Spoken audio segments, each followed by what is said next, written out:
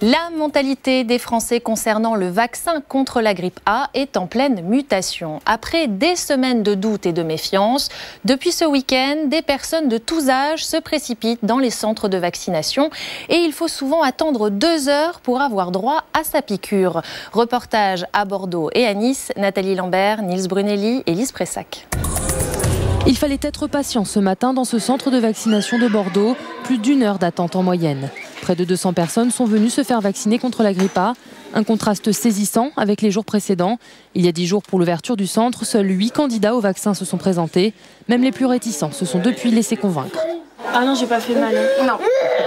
Des amis médecins qui n'étaient pas pour il y a 1 mois et qui là nous l'ont préconisé ce week-end à l'unanimité. On peut voir que les gens ont inversé quasiment leur avis. Et maintenant, ils sont effectivement pour la vaccination.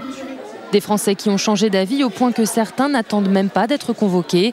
Au centre de Bordeaux, 80% des gens venus se faire immuniser n'avaient pas de bon et ont quand même eu droit à leur dose. Une exception car ailleurs, ce n'est pas possible. À Nice, les files d'attente s'allongent en même temps que l'épidémie progresse. Depuis que le virus a touché l'un de ses enfants, cette mère de famille a décidé de protéger tous les autres. Ma fille l'a eu, ouais. C'est ça qui m'a fait réfléchir par rapport aux petits, aux nourrissons uniquement. Parce que vous auriez pu y aller tout de suite, vous avez attendu? J'ai attendu, il y a une négligence. En tout cas, pas question pour le moment d'augmenter les effectifs du personnel soignant. Les dizaines de milliers de personnes qui se présentent chaque jour dans les 1080 centres devront prendre leur mal en patience. Mercredi, c'est au tour des collégiens et des lycéens de passer à la piqûre. Pas besoin de se déplacer, ce sont les personnels médicaux qui viendront dans les établissements. Mauvais départ pour les vacanciers qui embarquaient Gare de l'Est ce matin à Paris. Les trains ont enregistré jusqu'à 3 heures de retard. À l'origine, un acte de malveillance. Des barrières métalliques ont été jetées sur les voies. Un SDF a été arrêté et placé en garde à vue. Lise Pressac. Pour ces voyageurs de la Gare de l'Est, les vacances ont pris un peu de retard ce matin. Aucun train vers Nancy, Strasbourg ou l'Allemagne entre 6h et 9h. Puis toute la matinée, plusieurs heures d'attente pour les TGV, corail et trains régionaux.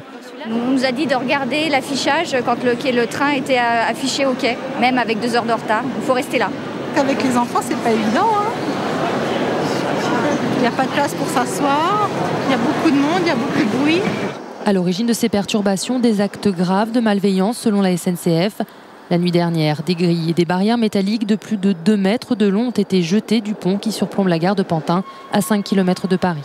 C'était des objets manifestement lourds, manifestement longs, et on en a trouvé à plusieurs endroits, c'est-à-dire qu'il y a eu plusieurs objets jetés ou lancés en plusieurs endroits. Donc toutes les voies dessous sur le faisceau qui fait à peu près 9 voies ont été touchées, endommagées. Non seulement les voies, mais aussi les caténaires. La SNCF a porté plainte pour dégradation et mise en danger de la vie d'autrui. Une personne sans domicile fixe a été interpellée et placée en garde à vue. Le trafic est revenu à la normale dans l'après-midi.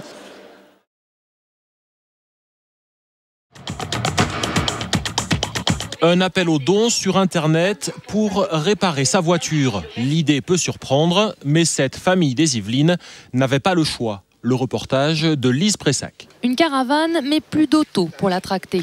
C'est sans sa voiture que la famille La Rosa est rentrée de vacances. Sur la route du Soleil, leur moteur rend l'âme. La facture est salée, 11 000 € pour le remplacer. Et c'est là qu'est venue l'idée. Mon collègue a dit tiens, mets une annonce sur eBay, on verra ce que ça donne. Et si ça marche, déjà je serai le premier à mettre et à t'aider. Et en plus, eBay, il y a pas mal de personnes. En 4 jours, ils ont déjà reçu plus de 90 € venant de 13 personnes différentes. En échange, Michael leur promet que leur argent sera bien utilisé. J'assure derrière que les personnes soient au courant. Je les remercie par mail.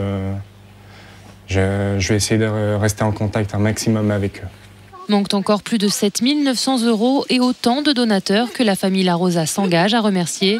L'histoire aura prouvé une chose, l'amitié peut s'acheter.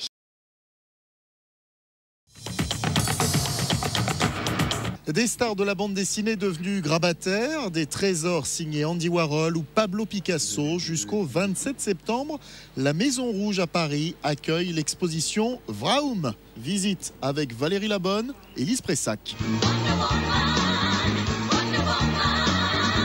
Cette Wonder Woman-là n'a plus rien d'exceptionnel.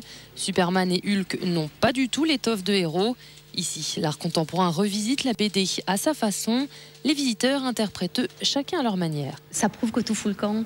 Si les super-héros vieillissent, c'est pas du tout rassurant. C'est peut-être rassurant aussi d'avoir en fin de compte des super-héros qui auraient certains défauts et qui seraient pas si super que ça. Ça montre qu'en fin de compte, c'est pas tellement eux qui vont nous sauver, c'est peut-être grâce à nous aussi qui vivent. À côté des œuvres contemporaines, les planches originales qui les ont inspirées, de Hergé au manga japonais en passant par les comics américains, de quoi séduire les fans du genre. On voit vraiment ce que fait le dessinateur, on voit la dynamique qu'il y a dans ses dessins, on voit vraiment beaucoup plus de choses que ce qu'on voit dans la chose imprimée en grande série. Bastien a 9 ans, lui, ce qui l'inspire, ce sont les personnages de manga. Ça m'étonne un peu, parfois les cheveux ils sont souvent en pétard, donc c'est un peu amusant. Effacer et recommencer, cette BD se réécrit à l'infini, ici, à chacun sa case, pour buller en toute liberté.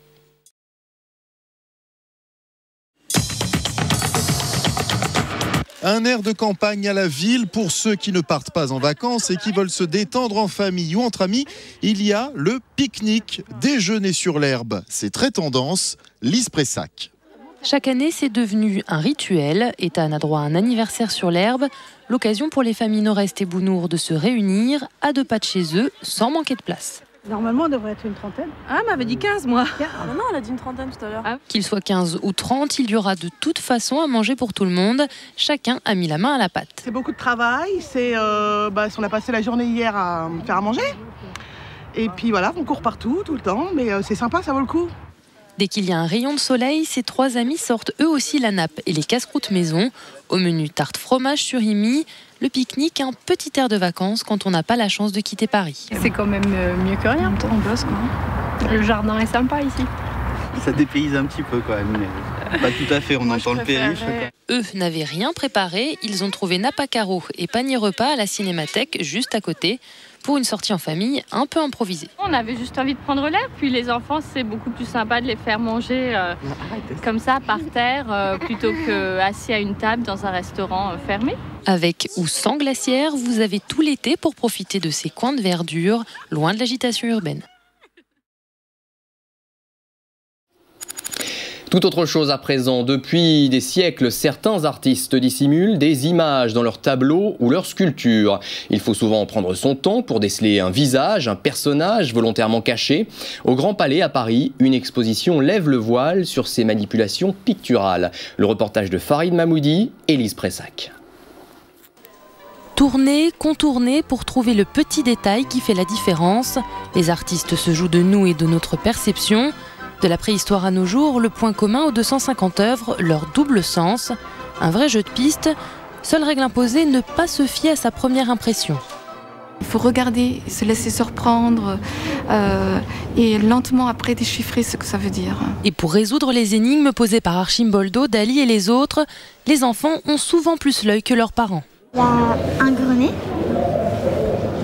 Ici, il y a la bouche à moitié ombrée par l'ombre. Et là, il y a 2 yeux qu'on voit à peine. Il est assez facile, lui. Tu regardes quelque chose et puis tu vois 2 choses en même temps. C'est marrant. Plusieurs niveaux de compréhension sont possibles, politiques, religieux et même parfois érotiques. Pour n'en rater aucun, certains s'en remettent à l'audioguide, d'autres choisissent plutôt de se fier à leur instinct. Il faut se laisser porter, et puis voilà, pas chercher absolument à voir, aussi voir ce qu'on peut ressentir face aux choses, quoi. Et même si on ne trouve pas, qu'est-ce que ça nous fait? C'est ça qui est bien. Une exposition à multiples facettes à parcourir dans tous les sens avec des yeux d'enfant.